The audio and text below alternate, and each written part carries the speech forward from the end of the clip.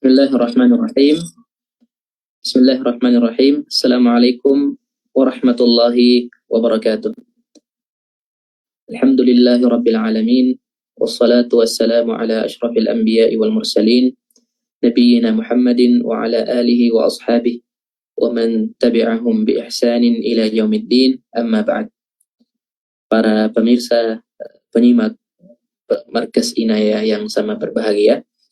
Alhamdulillah, pada kesempatan pagi hari ini kita akan kembali membahas mengenai fikih jual beli, dan judul kita kali ini adalah fikih jual beli yang terlarang, ya. Fikih jual beli yang terlarang. Dan alhamdulillah kita sudah menyelesaikan beberapa pembahasan, karena syariah melarang beberapa jual beli karena ada sebabnya, ya, karena ada sebabnya. Dan di antara sebab-sebab itu banyak yang kembali ke objek akad misalnya, ya, atau akadnya, ya, atau orang yang melakukan proses akad, ya. Jadi bisa sebab larangan itu kembali ke akadnya atau objek akadnya, ya. Jadi akadnya itu adalah ijab kabul, ya, siwa, atau bisa kembali ke objek akadnya, ya, baik itu berupa alat tukarnya atau barangnya, dan bisa juga kembali ke orang yang melakukan proses akad, yaitu si penjual dan pembeli, ya, penjual dan pembeli. Ada juga beberapa hal, ya, para jamaah sekalian, para pemirsa sekalian, yang dimana larangan itu tidak kembali ke akad tersebut, ya, tapi kembali ke hal-hal yang merupakan bagian dari luar akad, ya. Kalau dalam bahasa Arabnya dikatakan bilazimil aqd, ya, sesuatu yang menjadi konsekuensi dari akad tersebut, ya, bilazimil aqd. Nah, pada pertemuan kali ini kita akan membahas mengenai larangan jual beli. Namun hal tersebut dilarang, ya, bukan karena ada sesuatu pada akad atau objek akad atau orangnya, tapi ada sesuatu yang memang dilarang dari awal, yaitu riba, ya. Memang dilarang dari awal, yaitu riba. Nah, para jamaah sekalian, kita ketahui bersama, ya, bahwa secara umum riba itu diharamkan. Secara umum riba itu diharamkan, dan kita sudah menjelaskan di video-video sebelumnya, ya, tentang bagaimana riba itu. Jadi secara umum kita sudah tahu sudah tahu konsepnya dan sudah tahu rumus-rumusnya. Dalam praktek, para jamaah sekalian, dalam praktek, ya, kalau kita sudah tahu teorinya, ya, kita lihat prakteknya di tengah masyarakat, yang dimana para jamaah sekalian, pada zaman Rasulullah Shallallahu Alaihi Wasallam sudah tersebar beberapa praktek-praktek riba, yang dimana dalam setiap praktek itu biasanya sudah memiliki sebuah nama, ya.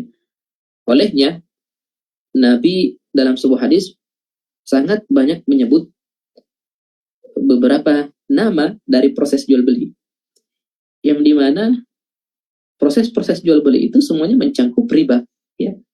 Namun praktek dan prosesnya itu sangat berbeda, ya.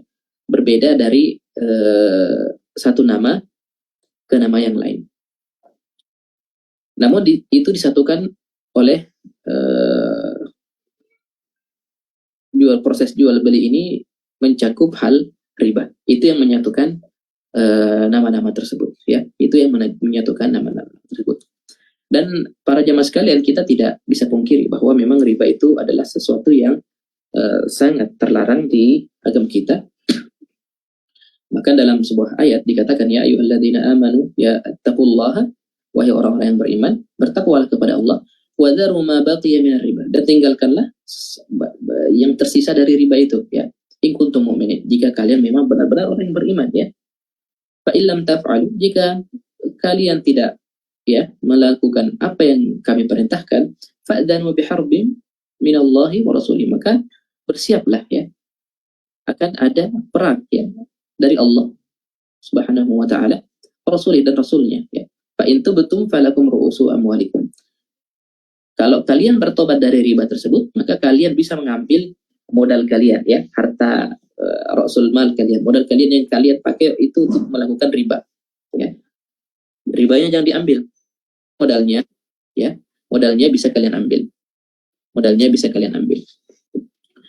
Bahkan dalam sebuah hadis para jamaah sekalian dikatakan ya, la'anallaha akilar riba ya, Allah itu melaknat orang yang memakan harta riba ya, wa mukilihi, dan yang memberi sarana, yang memberi makan ya, wa katibihi, dan orang yang mencatat ya harta riba tersebut, wa syahidaihi, dan begitu juga dengan dua orang saksi. Bahkan jika banyak juga, maka mereka juga masuk dalam laknat tersebut.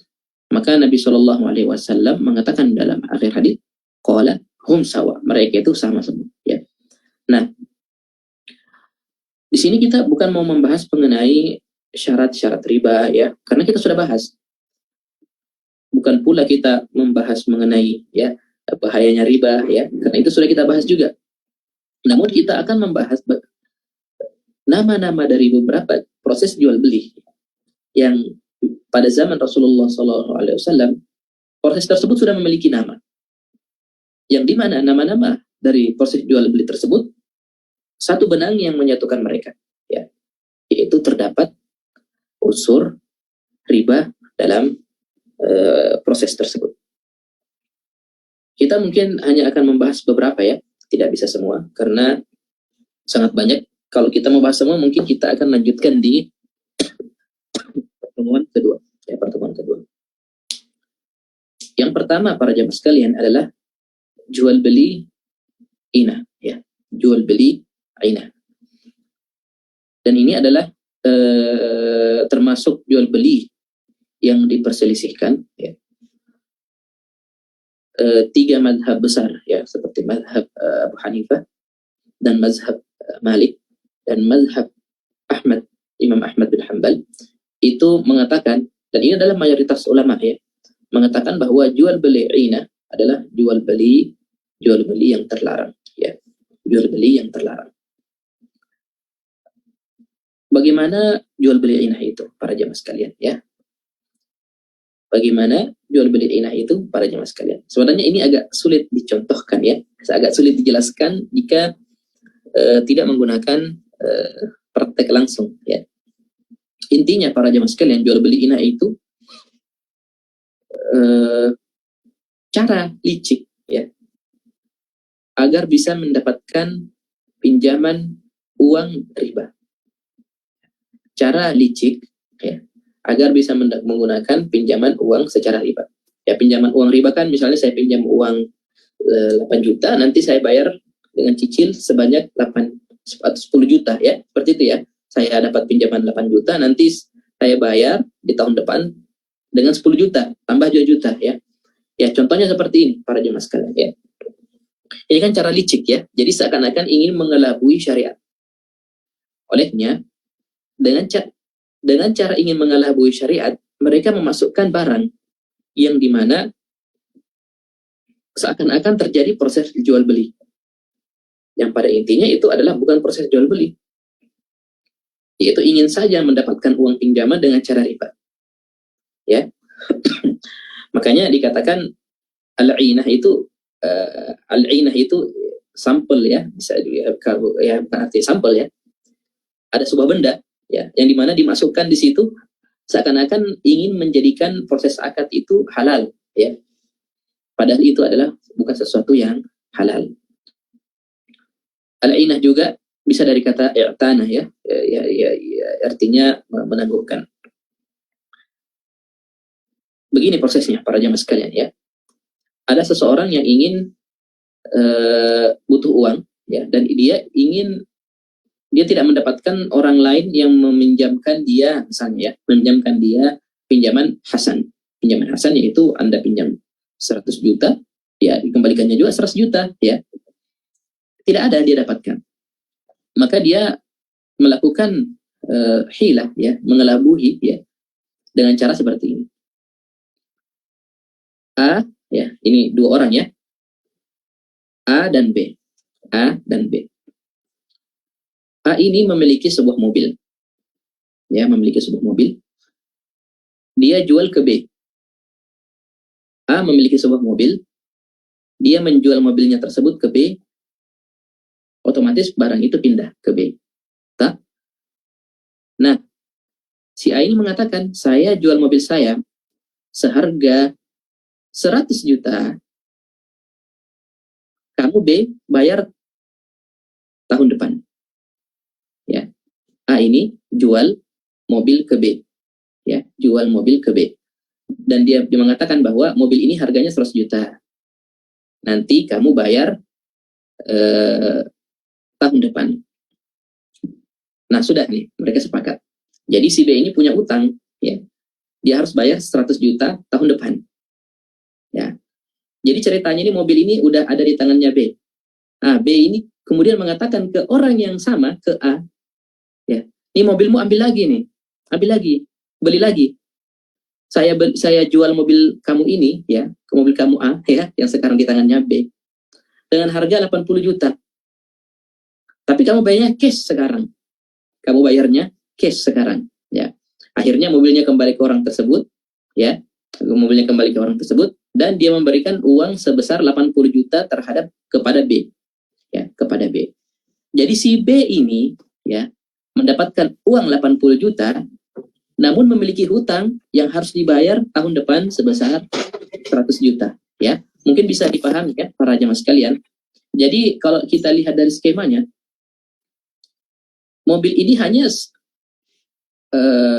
kamuflase ya agar akad ini menjadi akad yang halal. Jadi seakan-akan ada dua proses jual beli. Ya, seakan-akan ada dua proses jual beli. Tapi sebenarnya kepemilikan tidak berpindah para jemaah sekalian ya. Karena misalnya mobilnya cuma di luar ya. Atau kalau kita pakai harga 100 juta misalnya ada HP 100 juta ya, hanya pindah-pindah di situ saja ya di majelis akad. Namun tidak ada perpindahan kepemilikan yang berarti. Jadi seakan-akan si A ini meminjamkan uang kepada si B sebesar 80 juta. Dan si B ini harus mengembalikan uang sebanyak 100 juta di tahun depan ya. Ya, kalau agak sulit dipahami bisa nanti dilihat di mana di YouTube ya atau dimanapun bagaimana skema jual beli enak itu yang sudah kita jelaskan tadi. Kalau mau diulangi tidak apa-apa, saya ulangi sekarang. Si A memiliki mobil dan menjual mobil tersebut ke B seharga 100 juta dibayar tahun depan. Misalnya. Tidak mesti tahun depan ya, 2 tahun depan, 3 tahun depan ya. Kemudian si B ya menjual mobil tersebut kembali ke si A dengan harga 80 juta ya. Tadi kan 100 juta. Ini sekarang 80 juta cash dibayar sekarang ya. Jadi si B mendapatkan uang 80 juta. Namun di waktu yang sama dia memiliki hutang yang harus dibayar ke si A sebesar 100 juta. Hutang itu dibayar ke depan. Jadi sama saja ya. Sama saja dengan riba ya. Kalau Anda ingin meminjamkan orang uang ya pinjamkan 80 juta, kembalikan 80 juta juga di depan di kemudian hari. Namun dalam skema ini seakan-akan ada proses jual beli, namun itu hanya sekedar kamuflase untuk menghalalkan riba yang ada, yaitu 20 juta lebih ya. Dan itu adalah riba. Dan para jamaah sekalian, ini adalah akad yang haram ya, akad yang haram karena sudah sangat jelas bahwa ini adalah sesuatu ingin mengelabui syariat Allah Subhanahu wa taala. Dan ada memang yang membolehkan ya, karena mereka melihat bahwa jual beli pertama adalah jual beli yang sah dan jual beli kedua adalah jual beli sah. Ketika sesuatu itu bergabung maka itu tidak mengapa. Namun bisa kita jawab ya para jamaah sekalian, tidak semua sesuatu itu ya ketika dia sendiri halal, namun ketika digabungkan menjadi tetap halal. Tidak semua seperti itu. Buktinya para jamaah sekalian, ada beberapa contoh di syariat yang ketika sesuatu itu dilakukan sendiri ya itu boleh, Namun ketika digabung menjadi tidak boleh, ya. Seperti misalnya menikahi dua saudari yang secara bersamaan. Ketika Anda menikahi seseorang wanita sendiri, ya, wanita itu, ya, Anda hanya menikahi wanita tersebut dan tidak menikahi saudari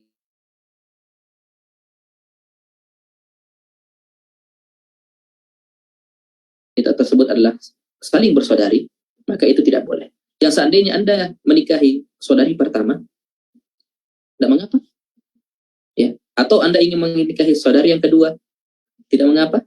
Namun ketika Anda gabung, itu menjadi tidak boleh. Dan ini disebutkan Imam Syatibi di Muwafaqat, ya. Tidak semua akad atau tidak semua akad itu ketika dia halal kalau dilakukan satu, menjadi halal kalau dilakukan secara bersamaan. Nah, seperti yang kita lihat dalam proses jual beli inah ini, ya, bukan berarti jual beli pertama halal, jual beli kedua halal, kemudian digabung itu menjadi halal, ya. Halal tambah halal sama dengan halal, ya, bukan berarti seperti itu, ya. Itu tidak sesimpel itu dalam syariat, karena syariat bukan hanya rumus matematika yang diterapkan, namun juga ada maqasid, ya, pandangan-pandangan ke depan, yang dimana pandangan itu adalah pandangan-pandangan yang melihat kepada maslahat dan mafsadah, ya, maslahat dan mafsadah. Para jemaah sekalian, pelarangan jual beli inah ini bukan tanpa dalil, ya, bukan tanpa dalil, melainkan ada dalil yang disebutkan dalam syariat kita. Yang pertama, ya, dalil yang sangat terkenal, ya, yang dimana kalau orang yang belajar fikih itu menyebutkan kata inah, langsung bisa menghafal hadis ini. Idza tabayatum bil inah wa wattaba'tum adnab al-baqar wa raditum biz-zar' wa taraktumul jihad sallallahu alaikum dhullan la yanzi'uhu hatta tarji'u ila dinikum.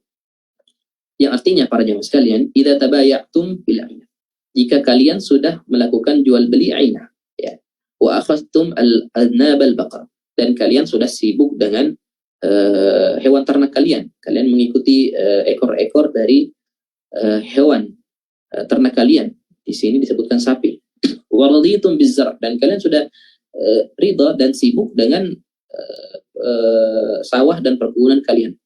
Wa taraktumul jihad, ya, dan dengan itu kalian sudah meninggalkan jihad, ya, fisabilillah, sallallahu alaikum dhullan, maka Allah akan menjatuhkan kepada kalian dan memberikan kepada kalian sebuah kehinaan. La yanzi'uhu hatta tarji'u ila dinikum. Allah tidak akan melepaskan kehinaan tersebut sampai kalian kembali ke agamanya. Nah, di sini disebutkan, ya, beberapa hal-hal yang dicela, dan diantaranya adalah jual beli inah. Jual beli inah, maka para ulama, ya, menggunakan hadis tersebut sebagai bentuk pelarangan dalam jual beli inah, ya, skema inah. Ya, ada yang membantah dalil ini, ya. Namun ini adalah salah satu dalil yang dijadikan untuk menjelaskan bagaimana skema atau jual beli inah itu adalah jual beli yang terlarang. Kalau kita mau jelaskan lebih rinci lagi, ya, ada yang membantah dalil ini, ya, ada yang menjawab bantahan tersebut, kemudian dibantah lagi, kemudian dijawab lagi, dan ini tempatnya bukan di sini, ya, tempatnya itu di skripsi atau tesis atau disertasi, ya, bukan di sini tempatnya. Dan insya Allah kalau ada yang ingin lebih lanjut bertanya mengenai ini, bisa ditanya di kolom komentar, ya. Kemudian dalil yang kedua, para jamaah sekalian, an Abi Ishaq As-Sabi'i, dari Abi Ishaq As-Sabi'i, an imra'atin annaha dakhalat ala Aisyah ummul mu'minin, bahwa seorang wanita, ya, masuk ke rumah Aisyah ummul mu'minin, ya. Fadakhalat ma'aha ummu walad Zaid bin Arqam al-Ansari, maka bersamaan dengan itu juga ada ummu walad, ya, mantan budak dari Zaid bin Arqam al-Ansari. Ya, ummu walad itu adalah mantan budak, tapi dia adalah budak wanita, yang dimana budak wanita ini telah melahirkan seorang anak dari majikannya, dan otomatis ummu walad itu akan menjadi ketika dia sudah melahirkan dari anak dari majikannya, maka dia akan menjadi merdeka, ya. Ummu walad Zaid bin Arqam al-Ansari, mantan budak dari Zaid bin Arqam, ya. Wa imra'atun ukhra, dan wanita yang lain. Faqalat Ummu Walad Zaid bin Arqam, maka mantan budak ini mengatakan, ya, wahai Ummul Mukminin, ya Ummul Mukminin, inni bi'tu gulaman min Zaid bin Arqam. Saya menjual seorang budak, ya, kepada Zaid bin Arqam dengan harga bithamani mi'ati dirham nasi'atan, ya, dengan harga 800 dirham nasi'atan, ya, bayarnya nanti, ya, bayarnya nanti. Wa inni ta'atu minhu bi sitti mi'atin naqdan, dan saya beli lagi, ya, dengan harga 600 dirham naqdan, bayarnya cash sekarang, ya. Faqalat laha Aisyah, maka Aisyah itu mengatakan, ya, bi sama shtarat, ya, sungguh buruk apa yang telah kamu beli, yang telah kamu lakukan, wa bi sama syarait, dan jual beli, dan sangat buruk beli yang kamu lakukan. Inna jihadahu ma'a Rasulillah sallallahu alaihi wasallam qad batal illa ayyatuh. Bahkan Aisyah mengatakan bahwa jihadnya Zaid bin Arqam itu sudah batal, ya. Jihadnya Zaid bin Arqam itu sudah batal, ya, kecuali kalau dia bertobat, ya. Di sini kita lihat para jemaah sekalian bahwa Aisyah menjelaskan bahwa skema tersebut adalah skema yang haram, ya. Dan sesuatu yang haram itu tidak disampaikan oleh para sahabat, apalagi Aisyah Ummul Mukminin, itu kecuali dengan dalil, ya. Kecuali mereka mengetahui bahwa hal tersebut adalah hal yang haram, dan mereka tidak menyampaikan hal tersebut dengan ijtihad mereka sendiri, ya. Olehnya maka dari sisi situ para ulama mengatakan bahwa jual beli ainah yang di mana skemanya sama dengan skema yang disampaikan dalam hadis tersebut, ya, dalam hadis ini, itu adalah sesuatu yang haram, ya. Kemudian dalil lain para jamaah sekalian, ya, kita dalil lain ada sebuah asar, ya, ada sebuah hadis yang dikatakan dari sebuah sahabat, ya, bahwa Ibnu Abbas pernah ditanya an rajulin ba'a hariratan thumma ishtaraha li ajli ziyadati dirham. Seseorang melakukan jual beli sutra, ya, jual beli sutra, dan skemanya sama dengan skema al-inah tadi, ya, skema ainah tadi. Dan tujuan dari dia itu agar mendapatkan ziyadah, agar mendapatkan untung riba tadi, ya. Jadi yang butuh uang rugi 20 juta seperti yang tadi kita jelaskan, tapi yang si A ini untung, ya, karena uangnya dipinjam dan akan kembali 100 juta, untung 20 juta istilahnya. Dia ingin melakukan skema tersebut. Maka Ibnu Abbas mengatakan dirhamun bidirhamin dakhalat bainahuma harirat. Ya, itu hanyalah skema jual beli dirham dengan dirham, ya. Sutra itu hanya masuk di tengah-tengah, ya. Jadi dia mengatakan bahwa itu adalah jual beli dirham dan dirham, ya. Nah, kalau dia ingin mendapatkan dirham lebih dari dirham yang dia dapat dengan cara jual beli tersebut, maka itu adalah riba, ya. Dakhalat bainahuma harira. Ya, sutra hanya masuk di tengah-tengah, ya. Dan ini hanya sebagai kamuflase, ya, hanya sebagai kamuflase. Jadi sutra ini hanya sebagai kamuflase yang ingin menghalalkan jual beli riba tersebut, yang pada asalnya itu tidak bisa dihalalkan sama sekali.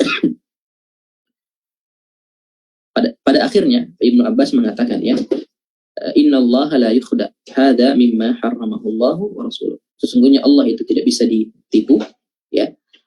Ini adalah sesuatu yang diharamkan oleh Allah Subhanahu wa taala. Di antara dalilnya yaitu adalah jual beli ainah ini adalah sesuatu yang riba. Itu disebutkan oleh para ulama, dan kita sudah ketahui bersama bagaimana riba itu masuk di tengah-tengah jual beli tersebut, ya. Dan ada juga dalil lain yang disebutkan para ulama, ya,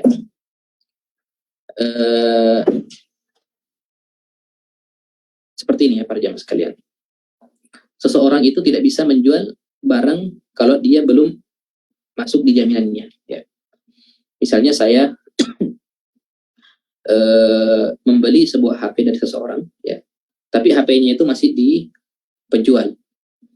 Saya sudah bayar ke dia 5 juta misalnya, tapi HP-nya belum saya ambil. Nah, HP itu, ya, belum saya ambil, saya ingin jual ke orang lain, ya. itu tidak boleh. Karena kenapa? HP tersebut belum masuk di jaminan saya. Ketika HP itu rusak dan masih di tangan penjual, maka penjual yang menjadi penjamin. Ya. Kalau HP itu rusak di tangannya dia, maka dia yang menjadi penjaminnya, dia yang harus ganti. Ya. Dan itu tidak boleh saya lakukan proses jual beli ya. Dan itu tidak boleh saya jual kembali ke orang lain karena belum masuk di jaminan saya. Nah, ketika HP itu sudah saya ambil dan masuk di jaminan saya, ketika rusak saya ganti ya gitu, karena itu kan milik saya sudah bisa menjual ke orang lain. Nah, dalam jual beli inah seperti itu, ya. Tidak ada barang yang bisa dijamin, ya. Bahkan untung yang didapatkan ya dari orang yang diutangi ini dalam skema inah, itu dia tidak menjamin apapun dan mendapatkan untung karena tidak ada apa yang dia keluarkan, ya. Dia mendapatkan untung ya 20 juta itu tidak ada barang yang menjadi harga tersebut, ya. Barang kan hanya kamuflase, ya. Jadi barang itu seakan-akan tidak ada. Dari mana dia mendapatkan untung tersebut, ya, ya. Sementara barangnya memang tidak ada dan dia tidak bisa menjamin barang tersebut karena memang belum pindah ke kepemilikannya. Mungkin bisa dipahami ya para jamaah sekalian, bagaimana skema inah ini merupakan skema yang sangat berbahaya dan di mana banyak praktek di lapangan menggunakan skema ini. Ya. Kita bisa katakan ini jual beli, kita bisa katakan ini skema karena seakan-akan mereka melakukan hal tersebut untuk lolos dari riba. Ya. Tapi kita ulangi bersama bahwa innallaha la yakhda, ya. Allah itu tidak ditipu, ya, tidak bisa ditipu. Ya. Kita jangan seperti kaum Yahudi ya, yang dimana mereka ketika dilarang ya, ketika dilarang sesuatu, mereka mencari cara untuk menghalalkan hal tersebut. Mereka dilarang untuk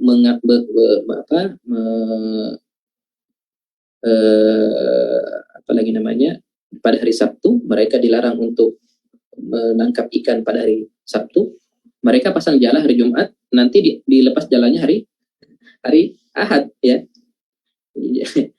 Ya sama saja sebenarnya seperti itu ya. Mereka mengelabui Allah padahal mereka tidak mengetahui bahwa Allah tidak bisa dikelabui. Makanya jual beli inah ini tersebut adalah jual beli yang dilarang karena selain dari segi akad memang dia bermasalah dan dari segi adab dia juga bermasalah. Adab kita kepada syariat dan adab kita kepada yang lebih tinggi daripada itu, yaitu yang memberikan kita syariat ini, yaitu Allah Subhanahu wa ta'ala. Para jamaah sekalian, jual beli kedua ya yang dilarang adalah jual beli muzabanah dan muhaqalah. Inti dari jual beli muzabanah ini adalah jual beli sesuatu yang tidak diketahui dengan barang yang diketahui. Diketahui apanya? Diketahui beratnya. Kita ketahui bersama para jemaah sekalian dari pelajaran riba bahwa jika kita ingin menukar kurma dengan kurma ya, atau sesuatu yang menjadi bahan pokok ya, makanan dengan makanan, itu tidak boleh ada yang lebih ya. Harus diserahkan di situ secara kontan dan harus tidak boleh ada lebih sedikit pun dalam segi beratnya atau dalam segi volumenya. Misalnya Anda ingin menukar satu kilo kurma, ya 1 kilo kurma juga ya. 1 kilo kurma jenis sukari dengan 1 kilo jenis khalas itu harus sama 1 kilo. Tidak boleh dilebihkan. Nah, kalau mau beli rutop ya silah. Kurma rutop sukari misalnya ya jual khalasnya ya, kemudian beli kurmanya. Namun kalau mau ingin saling tukar langsung, maka beratnya harus sama. Berat atau volumenya harus sama ya. Nah, dalam skema jual beli muzabanah ini ya seperti ini. Ada seseorang memiliki kurma kering. Ya kita bilang saja tamar itu kurma kering ya. Dia ingin makan kurma basah ya. Akhirnya dia datang ke pemilik pohon kurma tersebut, dia mengatakan ya, saya punya 1 kilo, ya jangan 1 kilo terlalu sedikit ya. Saya punya 5 kilo kurma kering. Saya mau tukar dengan 5 kilo ya kurma basah di atas. Ya, kurma itu masih di atas itu, di atas pohon. Ya, enggak perlu di atas pohon juga ya, di bawah pohon juga bisa, enggak mesti. Nah,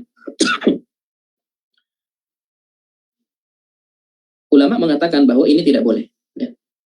Anda menukar kurma basah ya, dengan kurma kering, ya, apalagi kurma basahnya itu masih di atas pohon, itu tidak boleh. Karena kenapa? Nabi mengatakan, ayam kusur rotobu idza jaffa. Apakah yang kurma basah ini kalau kering beratnya berkurang? Ya, para sahabat mengatakan na'am. Rasulullah pun menjawab, ya, para sahabat mengatakan iya, ya. Kemudian Rasulullah menjawab, la, tidak boleh, ya. Jual beli seperti ini tidak boleh. Jadi jual beli kurma kering, ya, dengan kurma basah, ya, itu tidak boleh. Karena kenapa? Nanti kurma basah ini akan kering, ya. Dan kalau kering, apanya berkurang? Beratnya. Jadi seakan-akan melakukan proses jual beli antara kurma basah dan kurma kering. Kurma keringnya 1 kilo, kurma basahnya kalau tanpa air misalnya hanya 800 gram. Ya. Jadi seakan-akan melakukan proses jual beli antara kurma 1 kilo dengan 800 gram. Dan itu tidak boleh karena sama-sama kurma, ya. Ini sudah kita bahas bagaimana syarat-syarat dari jual beli yang dikatakan riba, ya. Syarat-syarat jual beli yang dikatakan riba, yang dimana jika syarat tersebut terpenuhi maka jual beli tersebut adalah jual beli yang haram, ya. Dan ini bukan hanya berlaku pada kurma saja, ya, para jamaah sekalian, tapi berlaku juga pada al-muhaqalah, yang dimana dia melakukan proses jual beli, ya, misalnya ada beras yang mahal, ya, atau beras yang murah, ya, beras yang murah, dia memiliki beras yang murah, dia ingin menukar dengan beras yang mahal, tapi beras yang mahal itu masih ada dalam, masih sama gabahnya, ya, masih sama kulitnya, yang dimana kalau kulitnya itu dilepas, itu bisa sampai setengah beratnya turun.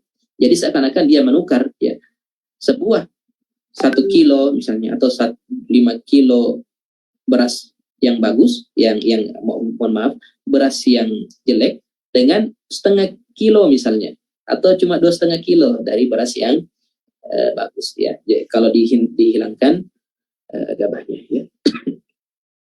Dan itu bisa kita terapkan di proses jual beli yang lain, ya. Misalnya jual beli ini, ya, dilepas. Kalau ini bukan cuma beras, ya, misalnya bisa di gandum juga dan sebagainya, ya, dan sebagainya. Nah, ini adalah jual beli muzabanah.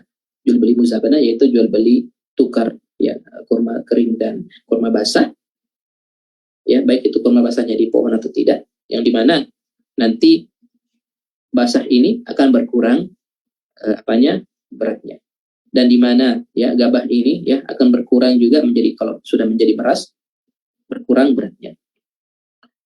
Kemudian para jemaah sekalian, para Rasulullah Shallallahu Alaihi Wasallam memberikan pengecualian dalam jual beli muzabanah ini, yaitu ada yang kita kenal dengan jual beli al-araya. Dahulu, ya, para jemaah sekalian, seseorang memiliki kurma kering. Seseorang memiliki kurma kering. Ketika datang musimnya kurma basah, ya, tentu kurma basah itu lebih enak. Ya, kurma basah itu lebih enak daripada kurma kering. Karena kebutuhan mereka, ya, mereka dahulu itu orang-orang fakir, ya, ingin makan kurma basah. Yang dimana kurma basah itu pada musim, ya, pertama kali keluar mungkin harganya akan lebih mahal, ya. Dan mereka memiliki kurma kering, yang dimana kurma itu kurma musim tahun lalu disimpan lama kering, ya, simpan lama kering. Nah, mereka mau makan itu, ya. Maka Nabi kita Muhammad SAW memberi keringanan. Wahai kalian, boleh melakukan proses jual beli ini, ya, yang dimana ini adalah skema muzabanah, ya, sebenarnya, ya, muzabanah, beli kurma basah dengan kurma kering, ya. Tapi Rasulullah SAW membolehkan itu karena hajat dari kaum fakir miskin ini. Nah, tapi diberi batasan, ya, tidak boleh lebih dari 5 ausuk, dan 5 ausuk itu setara dengan, kalau dalam bentuk liter, ya, itu adalah 1.000 liter, tapi kalau dalam bentuk kilo itu adalah sekitar 650 kilo, ya, 650 kilo. Jadi selama tidak lewat daripada itu, maka tidak mengapa melakukan skema muzabanah ini, untuk orang fakir miskin, ya, untuk orang fakir miskin yang membutuhkan kurma, ya. Kalau kita mungkin sekarang makan kurma 5 kilo ya sudah kenyang, ya, tapi itu kan orang Indonesia, ya. Kalau yang orang Arab yang menjadikan itu sebagai bahan pokok, ya 600 kilo itu tidak cukup, ya, 600 kilo itu tidak cukup, apalagi mau dipakai makan sehari-hari, ya,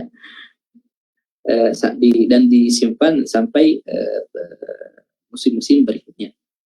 Nah, jadi bisa kita pahami para jamaah sekalian, untuk orang miskin dia boleh melakukan jual beli muzabana, yang dimana itu adalah diberi nama al-araya, ya, al-araya.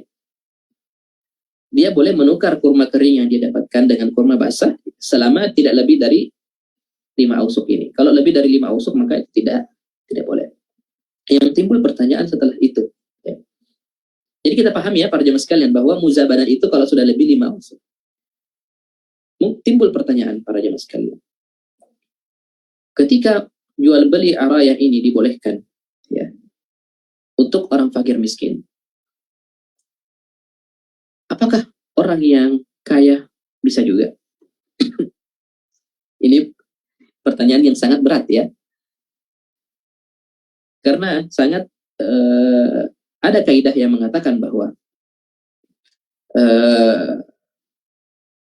rukhsah itu dikhususkan saja, ya, dan hadisnya itu khusus untuk orang-orang yang fakir, ya. Namun ada juga kaidah yang mengatakan jual beli yang boleh dilakukan oleh orang fakir, ya, itu boleh juga dilakukan oleh orang kaya, ya. Tidak ada bedanya, toh. Misalnya saya beli pulpen untuk, ya, karena saya misalnya orang pertengahan misalnya boleh beli pulpen ini, orang miskin boleh kan, orang kaya tidak boleh. Itu tidak ada seperti itu dalam syariat, ya. Ketika jual beli itu dibolehkan maka dia boleh untuk orang kaya dan untuk orang miskin. Nah, jual beli araya ini kan jual beli, ya. Mengapa dibedakan, ya? Ketika sebuah rukhsah itu untuk orang fakir, ya, dan ada kaidah yang mengatakan bahwa jual beli, ya, itu tidak terkhusus untuk orang miskin saja. Jadi semua jual beli yang boleh untuk orang miskin boleh juga untuk orang kaya, ya. Namun di satu sisi lain ada yang mengatakan bahwa rukhsah itu tidak diperlebar, ya, tidak diperlebar. Nah, olehnya itu para ulama berbeda pendapat apakah untuk orang kaya boleh melakukan jual beli araya, ya. Dan ini bukan cuma di kurma, ya. Kalau di Indonesia tidak ada kurma, tapi di Indonesia ada ainab, ada anggur, ya, ada anggur. Dan ini juga bisa masuk dalam hal kategori tersebut. Apakah khusus untuk orang kaya saja, orang miskin saja, atau bisa untuk orang kaya, ya. Dan ini adalah khilaf, ya, perbedaan antara para ulama yang meskipun mazhab Syafi'i mengatakan bahwa boleh untuk orang kaya juga, ya, karena mereka melihat dari sisi kaidah jual beli, ya, yang mengatakan bahwa jual beli yang dibolehkan untuk orang miskin boleh juga untuk orang kaya. Namun mazhab Hambali juga mengatakan bahwa ini khusus untuk orang miskin saja, ya, khusus untuk orang miskin saja. Dan mazhab Hambali lebih berhati-hati, ya, lebih berhati-hati. Maka kalau mau beli kurma muda, kurma basah, dan kita punya kurma tua, ya jual saja kurma tuanya. Kemudian beli dengan harga berapa lakunya, beli kurma muda, ya, kurma basah, ya. Kemudian para jemaah sekalian, mungkin sudah lewat, ya, ada jual beli al-arbun, ya, jual beli dengan cara DP, yang dimana kalau uang DP, kalau kita masukkan uang DP dulu, kan, uang panjar. Kalau Anda jadi beli, maka uang tersebut menjadi bagian dari harga. Tapi kalau Anda batalkan jual beli, maka uang itu hangus dan menjadi milik penjual. Bagaimana hukumnya dan bagaimana prakteknya di tengah masyarakat, insya Allah kita akan bahas di pertemuan berikutnya. Mungkin hanya ini yang dapat kami sampaikan para pemirsa Markas Inayah yang sama berbahagia. Semoga ada manfaatnya. Wassallallahu ala nabiyyina Muhammadin wa ala alihi wa sahbihi wasallam.